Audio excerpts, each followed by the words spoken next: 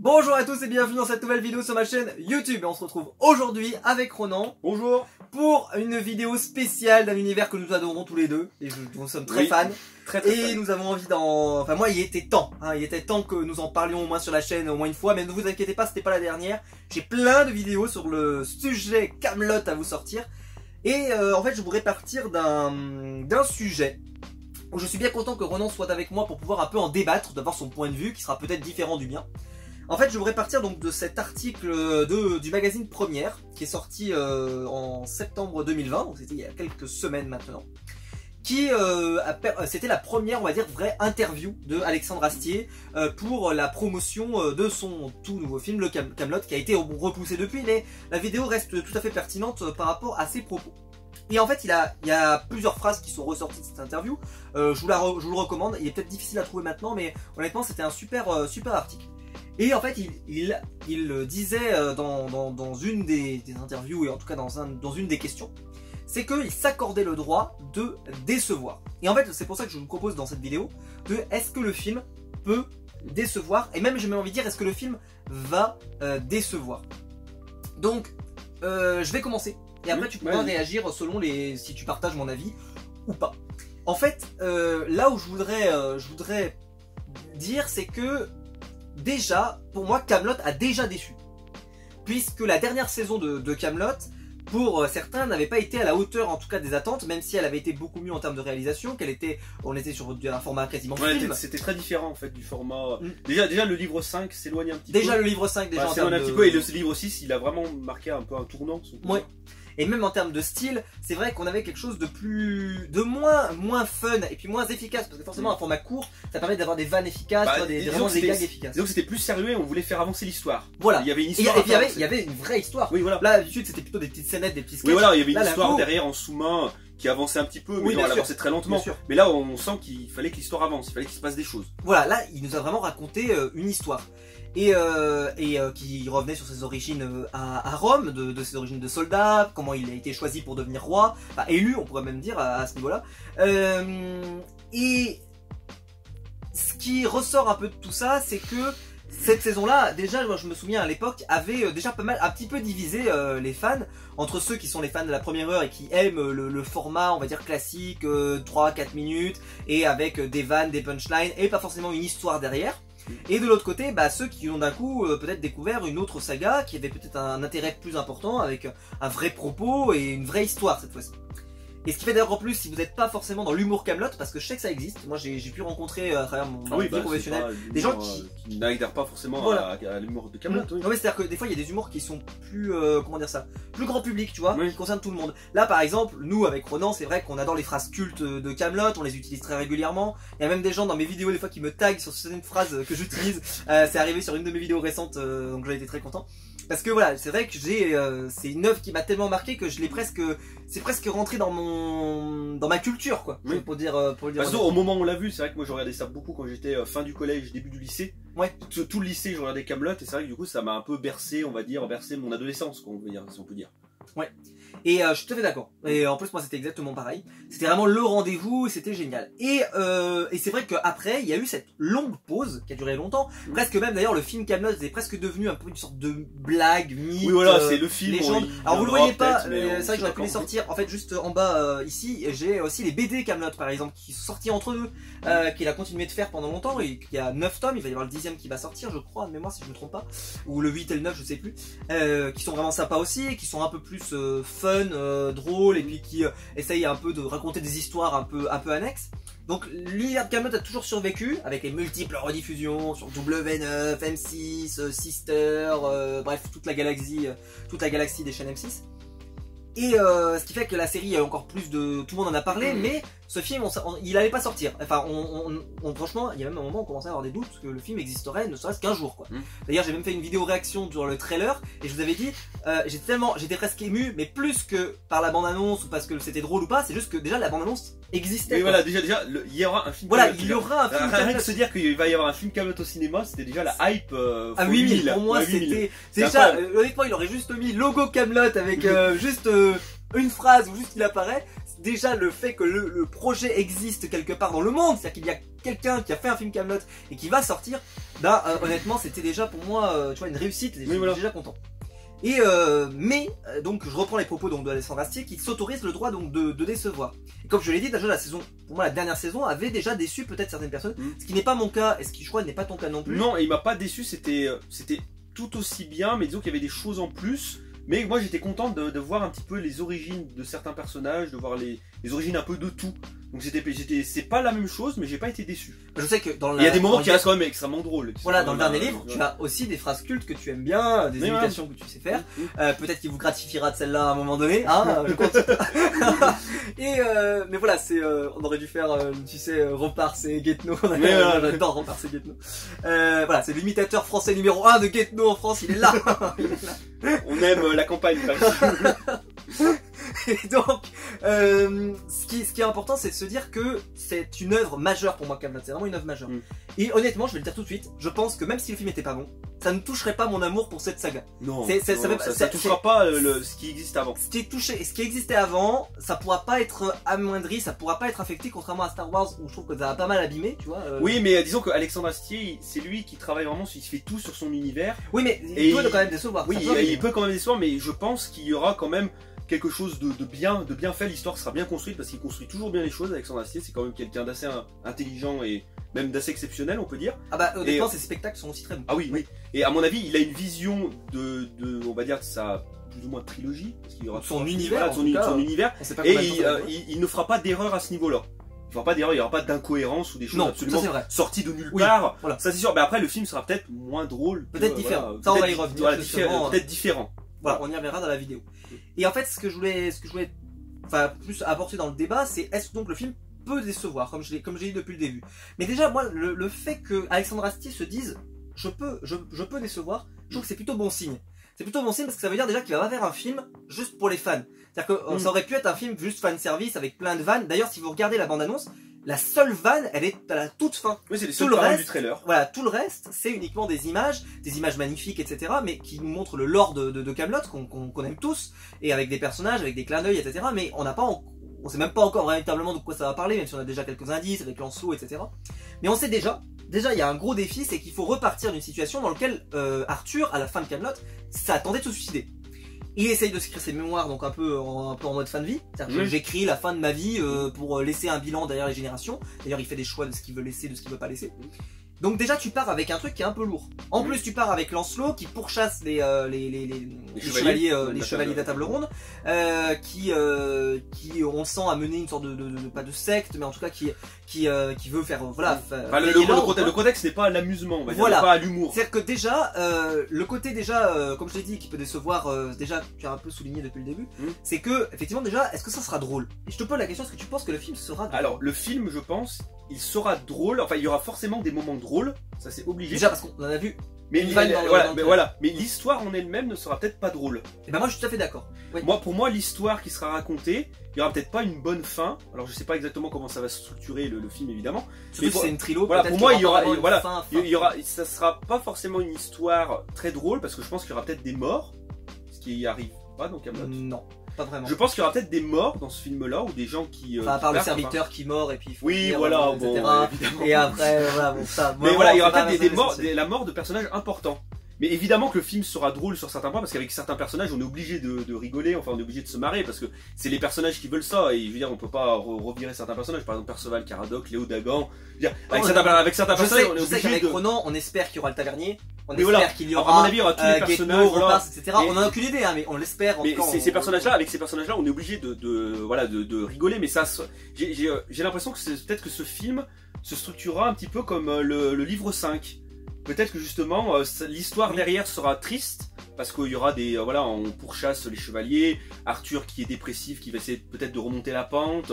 Ouais. Le contexte derrière, il y aura un contexte de guerre aussi. Donc je veux dire, tout le contexte derrière sera très lourd, peut-être triste, mais on retrouvera quand même, on va dire, ça sera, on va dire peut-être classé comme comédie dramatique. Je sais pas comment on pourrait y classer, mais il y aura toujours des moments drôles, ça c'est obligé. Mais le film se rapprochera à mon avis plus du livre 5. à mon avis. Livre 5 qui, soit dit en passant, je trouve très drôle moi personnellement. Ah oui, Parce que, par exemple, il y a des scènes qui l'arrivée sont de incroyables. Christian Clavier qui revient d'ailleurs dans la saga, Oui. ce qui est plutôt bon signe. Il y a bon, l'arrivée pour moi d'un de mes personnages préférés qui est le duc d'Aquitaine, interprété par Chabat. le génialissime et légendaire Alain Chabat, qui est pour moi certainement l'un des qui fait les épisodes que je préfère, avec celui où il décrit sa femme en train de mourir, qui est certainement Oui. le truc le plus drôle que j'ai vu dans la saison. De laisser de ramper, de se Ah faufiler, ouais, de se alors, cacher. j'ai demandé à la garde de lui mettre un coup de lance. Oh là là, mais c'est chef-d'œuvre. Bon, c'est Alexandre Astier qui écrit, hein, donc c'est pas n'importe qui, Oui. mais c'est tellement bien interprété. Oui, mais en fait, on a l'impression qu'Alexandre Astier, il arrive à tirer le meilleur des acteurs Oui. qu'il a à disposition. Et surtout, Il sait, toi tu vas faire ça parce que t'es bon là-dedans et c'est vrai que c'est là le génie de cette œuvre et c'est pour ça que je pense qu'il dit qu'il peut décevoir, mais je pense que le film ne décevra pas. bah surtout, ça veut dire qu'il a Ouais. une telle exigence envers lui-même parce que Oui. tu vois, c'est-à-dire que s'il se dit ça peut décevoir, c'est qu'il se dit voilà, S'il le il y a fait, une pression quoi, il la sent quoi. S'il le fait, c'est qu'il a quelque chose à raconter, qu'il a quelque chose de bien, de bien à montrer, mais après peut-être que ça plaira pas à tout le monde parce Et que surtout, voilà, c'est ce que si je- ça ressemble surtout au livre 5 et au livre 6, c'est peut-être ça. Peut-être que ça plaira pas à tout le monde, mais ça sera quelque chose, à mon avis, quand même de bien, sur le fond. Et tu vois, je vais compléter ce que tu viens de dire, c'est que effectivement, il y a un risque peut-être que ce soit des scènes pas drôles, qu'il y ait des scènes drôles, qu'il y ait peut-être Mm. effectivement le décès, etc. Mais déjà, le fait qu'Alexandre Astier, il ait vraiment eu envie de faire cette trilogie, qu'il ait déjà cette trilogie en main, tu vois, etc. Mm. Bah déjà, contrairement à Star Wars que j'ai pris comme exemple, mais parce que c'est Oui. pour moi l'exemple d'une trilogie qui est ratée et surtout qui a abîmé Oui, mais c'est un une univers. trilogie qui est forcée aussi. hein. Et bah Donc, justement, c'est ce que je vais te dire là, c'est que surtout dans la trilogie Star Wars, ce qui paraît évident maintenant, c'est qu'il ne savait pas où ils allaient. Lui, au moins, Alexandre Astier, Ah ce oui, qu'on il est sait où- sûr, ah c'est oui. qu'il sait où il va. Il sait où il va, Donc on déjà, sait qu'il a c'est- envie de le faire. Parce Donc- que s'il l'a fait si tard aussi, c'est parce qu'il disait justement qu'il était Il pas veut prêt. l'argent, il voulait Voilà. du budget, il Voilà. voulait plein de choses. Voilà, il voulait Voilà. faire quelque chose, il voulait faire ce qu'il avait envie de faire, et s'il le fait, c'est qu'il a fait ce qu'il avait envie. Donc Et ce qui vu veut dire que- d'ailleurs que le Vu film qui qu'il va réussit sortir, ce qu'il fait, normalement ça devrait être bon. Voilà, Moi ce qui j'ai fait fait que confiance. ce qui fait que le film qui va sortir, il va en être fier normalement. Voilà. Bon, je vous ai fait une critique Je d'une suis rassuré comédie. moi là-dessus. Je vous ai fait une critique d'une comédie française il y a pas longtemps, Brutus contre César, qui malheureusement, je suppose que Cameron était très fier de ce qu'il a fait. Et honnêtement, c'était une horreur absolue. La vie de la critique est sur ma chaîne. Et c'est vrai que bon, je suppose qu'il s'est dit j'ai fait un bon film. Et puis, bon bah si vous l'avez vu, bah malchance pour vous. C'était horrible. Mais je pense qu'Alexandre Astier, déjà, j'ai été rarement déçu par quelque chose qu'a fait Alexandre Astier. Je crois que ça n'existe pas. J'ai vu ses spectacles, ils étaient super bons. J'ai vu Kaamelott bien sûr et c'était vraiment super. Et j'ai vu aussi ses Astérix par exemple. Et ces Astérix sont super Ah, bien ces Astérix en sont dessin vraiment animé. bien. Le domaine des dieux, il est vraiment Ah, il incroyable. est vraiment génial. super. Et même le suivant qu'il a fait, qui pourtant n'est pas inspiré d'un album, et bah il est vraiment super aussi avec des bonnes vannes, qui fait des petites références à Kaamelott aussi. Mais voilà, etc. il fait énormément de références, c'est très drôle. Et honnêtement, là-dessus, voilà, sur l'intérêt général, c'est qu'Alexandre Astier déjà c'est toujours quelqu'un qui sait faire des choses drôles, qui sait raconter des histoires, et maintenant en plus, vu qu'il a appris voilà à créer un film tu vois en entier comme les Astérix, c'est quelqu'un qui sait raconter une histoire. Donc je pense qu'on va peut-être avoir un Alexandre Astier aussi à maturation ou à maturité, je devrais Oui, dire à plutôt. maturité. Voilà. Mais c'est pas un produit. Voilà, à maturité, qui, tu vois, il a pris ses galons de réalisateur, il sait faire, il sait maintenant sortir un peu de ce format, de ce petit format minute, 5 minutes, 4 minutes, tu vois, et maintenant, il va moins peut-être de chercher le gag, c'est peut-être le défaut qu'on va peut-être avoir dans cette trilogie, ou dans ce film-là, c'est que peut-être qu'il y aura moins la recherche du gag, mais par contre, l'histoire risque d'être quand même intéressante, mais la question que je pose, c'est, qu'est-ce que les gens vont venir voir ? Ça, c'est la question que j'arrête pas de me poser. C'est est-ce que les gens vont s'attendre à voir, tu vois, un film hyper drôle, type, alors bon, les comédies françaises ces derniers temps sont pas très drôles, mais tu vois, un film de Danny Boone, je prends, attention, Alexandre Astier est un génie à côté de Danny Boone selon moi, mais tu vois, un film vraiment où ils vont y aller pour se marrer, tu vois, vraiment une comédie, ou alors ils vont se dire aussi, je vais voir une aventure. Et moi, ce que j'aimerais bien, c'est que justement, il y ait à la fois de l'humour, et qu'il y ait à la fois l'aventure, et qu'on arrive à avoir le meilleur des deux mondes, ce qui est toujours difficile. Mais Surtout en partant de Arthur qui a envie de se suicider et la Bretagne qui est à feu et à sang. Oui. C'est déjà le contexte est dur, donc je sais pas comment il va se démerder. Et en tout cas, la question se pose. Quoi. surtout que je pense qu'il peut pas revenir à un film uniquement humoristique avec ce qu'il a fait avec le livre 5 et le livre 6. Voilà, c'est Parce ce que qu'il peut pas ignorer, ça fait partie de l'histoire, il peut pas zapper le livre 5 et le livre 6 que certaines personnes n'aiment pas ou aiment moins. Il est obligé d'y garder, il peut pas revenir à quelque chose à mon avis comme il a fait dans comme les 4 premières saisons. Ouais. Voilà, il peut pas revenir à ça et il y aura forcément une histoire derrière maintenant parce que maintenant que l'histoire est lancée, il peut plus la ralentir. On peut plus avoir un film d'1h30 avec que des gags qui s'enchaînent de 2-3 minutes, une situation 3 minutes c'est drôle, une situation 3 minutes c'est drôle. Il y aura forcément une histoire qui doit avancer derrière et on le voit parce qu'il y a plein de choses différentes. On sent à un moment que peut-être ces personnages vont se retrouver, on sent que l'histoire doit avancer. Mais ça sera quand même drôle. À un moment donné, ça sera quand même drôle, mais il faudra que l'histoire avance, donc il y aura des moments qui seront, ça sera pas, on va pas se marrer pendant 1h30. Parce que tu vois, par exemple, un autre film, voilà, pour compléter, un film un peu basé sur de l'histoire, tu vois, qui est sorti récemment, il y a quelques années maintenant, c'était le film du Palmacho. Le film du Palmachot Ah oui, s'appelait sur La folle histoire de Max et Léon. Oui, c'est le film sur 14-18, c'est ça? Non, Non, sur la Seconde Guerre mondiale. Ah, c'est sur la Seconde Guerre mondiale. Ouais. Et puisque ils partent en Angleterre, après ils reviennent. Ah oui, c'est un bordel. Et le film est plutôt sympa, il est plutôt bon, drôle, ça dépend des fois, etc.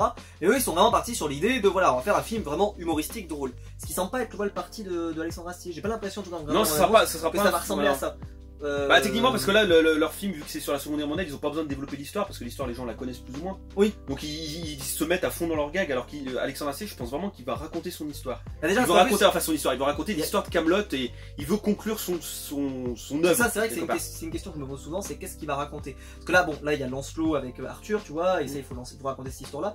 Et normalement il y a aussi le Graal qu'il va falloir peut-être à un moment aborder et mettre sur le devant de la scène. Et peut-être qu'ensuite il faudra aussi parler de sa mort, d'Avalon. Je sais pas si t'as vu le trailer, mais le trailer il y a des scènes qui sont tournées dans le désert. Oui, il y a plein de choses. Et je pense justement que peut-être il y aura des scènes qui seront, alors c'est pas tourné là-bas, mais qui se situeront peut-être vers le croissant fertile là-bas, vers justement Israël, vers Jérusalem, peut-être dans ces coins-là. Peut-être. Ça serait pas impossible justement qu'il y ait des choses comme ça. Mais je pense que l'histoire, en fait, il a une histoire à raconter, je pense qu'il veut conclure l'histoire. Et ça lui a pris du temps peut-être à arriver à cette idée. Et là, il a chopé l'idée, il s'est dit je vais faire mon histoire comme ça, il trouve que c'est une bonne idée, il le fait. Et après, c'est pour ça qu'il pense que il n'y a pas de solution parfaite, je pense, pour les gens qui veulent que de l'humour, les gens qui veulent de l'histoire et de l'humour aussi, ou même qu'une histoire. À mon avis, il a fait un peu un mix des deux, ou peut-être même qu'il y aura peut-être pas beaucoup de moments drôles. Ça, je sais pas. Alors, j'imagine que non, parce que avec les personnages qu'il y a, forcément, ça va être drôle. Mais je pense que ça pourra décevoir certaines personnes. Donc je terminerai là-dessus, est-ce que tu serais déçu que le film ne soit pas drôle? Est-ce qu'à la fin, par exemple, si on se projette, on sort de la salle, ça fait donc, tu as vu le film, il dure 2 heures, mettons, 2 heures, et il n'a pas été particulièrement drôle. Ou en tout cas, a été plutôt pas drôle. Voilà, si le film a vraiment pas été drôle, je pense que je serais un peu déçu. Tu serais un peu déçu. Je serais un peu déçu. Je sais pas si je serais pas un peu pareil, mais après... Kaamelott a aussi cette force de pouvoir être revu, et après les dialogues peuvent devenir cultes, etc. Donc j'enterrerai jamais un film Kaamelott comme ça en disant qu'il est pas bon du tout, parce que par exemple, comme je l'ai dit, la saison 5 qui est peut-être considérée comme par certains comme étant pas déjà une saison moins drôle, comme je l'ai dit, il y a vraiment des épisodes géniaux, oui, avec des répliques cultes, etc. Et je sais pas ce que ça va donner, il est encore trop tôt pour en parler. Mais on croise les doigts, bien entendu, pour que ce film soit une réussite et qu'il puisse sortir dans les bonnes conditions et que ça soit un carton parce qu'il le mérite. Il faut que ce film soit un succès. Quand je vois que tous les films de Danny Boone et tous les autres ont été un succès, celui-là il doit en être un parce que vraiment, à mon avis, on le mérite. Ça sera quand même un succès. Alors suivant quand il sort, avec le Covid et des choses comme ça, s'il sort au cinéma. Mais je pense que en temps normal, ce film devrait être un succès parce que la base de fans de Kaamelott et puis même la base de gens qui veulent voir un film comique, un film quand même plutôt humoristique. Elle est plutôt nombreuse, donc à mon avis il y aura des gens qui iront voir Kaamelott, ça c'est sûr. C'est un film qui, alors il fera peut-être pas un carton incroyable, mais il aura du succès. En tout cas il faudrait, parce que je pense qu'il faut rentabiliser pour qu'on ait des suites, il faudrait. Voilà, je pense qu'on a tout dit. C'est vrai que c'est un film qu'on attend, qu'il y a une impatience, de tout le monde. Et je pense qu'il y a des gens qui sont peut-être déçus justement parce qu'ils en attendent trop. Et c'est ça. Ça fait tellement longtemps, ils en attendent un peu trop. Et après voilà, il y a toujours le défaut, ça on en a pas trop parlé depuis le début. C'est vrai qu'il y a eu tellement un trou, j'avais commencé un peu à l'évoquer, il y a eu tellement un trou entre la fin de la série et maintenant ces films. 10 ans quoi. C'est vrai que là on s'est monté le bourrichon quoi. On l'a attendu. Donc forcément nos attentes elles vont peut-être être trop disproportionnées par rapport à la qualité du film après. Donc c'est pour ça que je vais essayer, moi, ça va être très dur, mais je vais essayer d'y aller un peu avec la tête froide, de me dire déjà, espérons que ça soit ne serait-ce que déjà un très bon film, un très bon moment à passer. Est-ce que ça sera à la hauteur de la légende de Kaamelott dans mon cœur? Je ne sais pas, mais en tout cas, on se contentera déjà que ça soit très bien et que ce soit un très bon moment. Quand on en parle pendant plusieurs années, on s'est rendu compte en fait plus le temps avance, plus on se rend compte en fait que Kaamelott c'est quand même une série exceptionnelle. Oui. Et c'est vrai que plus le temps avance, plus on se hype. Et plus on se dit, mais alors, il faut que ça soit aussi bien qu'avant. Et le problème, c'est que bon, ça sera bien, ça sera forcément, à mon avis, un bon film. Moi aussi. Mais est-ce que ça sera à la hauteur de la légende de Kaamelott? Ça, je sais pas. J'espère, mais je ne sais pas. De toute façon, on aura la réponse au cinéma. Dites-nous vous dans les commentaires ce que vous attendez, qu'est-ce que vous pensez de cette question que je viens de poser. Il n'y a pas forcément une réponse absolue que j'attends. C'est plus voilà, est-ce que vous êtes très impatient de le voir? Est-ce que vous aussi vous avez peur d'être déçu ou pas? Ou est-ce que vous vous dites non, faisons confiance? Dites-moi ça dans les commentaires, ça m'intéresse. Si la vidéo vous a plu, vous pouvez la liker, vous pouvez vous abonner, vous pouvez la partager sur les réseaux sociaux. Il y a le bouton rejoindre juste en dessous pour faire partie des membres soutiens de la chaîne et soutenir la chaîne financièrement. Je vous en remercie. Et j'ai hâte de vous reparler de Kaamelott sur la chaîne, c'est vraiment un de mes univers préférés, donc vraiment ça sera toujours avec un grand plaisir. On se retrouve nous très vite pour une prochaine vidéo sur ma chaîne YouTube. Allez, ciao, Si je mets là, Mets-le peut-être plus de mon côté, entre toi et moi. On m'avait pas comme ça, comme ça. Tu le montres comme ça. Alors je vais vous parler du magazine première. Alexandre Astier, Ronan. Alexandre Astier sur la chaîne Maxime. Incroyable. Non mais t'imagines, c'est le truc où je fais comme les plaques d'invisibilité. J'aimerais devenir invisible. Et là, vous disparaissez. Bonjour. Et là, je disparais. Et là, je réapparais.